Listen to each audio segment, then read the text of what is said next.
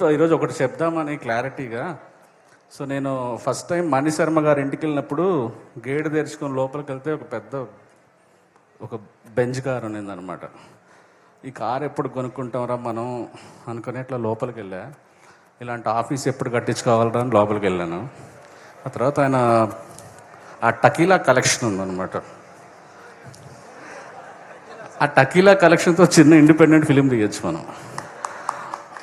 ఆయన నేను హార్మోనియం దుమ్ము దులుపుకుంటుంటే వీడు ఛాన్స్ ఇచ్చాడని చెప్పారు. అసలు అర్థం ఉందా సార్ అసలు దీంట్లో? అసలు ఎందుకు సార్ ఇలా చెప్తారు? అప్పటికి ఇప్పటికీ ఆయన legendary music director, busiest music director. Sai Rajesh వెళ్ళి అడిగింది, సాయి రాజేష్ దుమ్ము దులిపాను ఆయన ఏ సెన్స్లో చెప్పారంటే మెలడీస్ అడిగాను. సినిమాలో 7 పాటలు అంటే 7 పాటలు నాకు మెలడీస్ కావాలి సార్, మేము మిస్ అయిపోతున్నాము.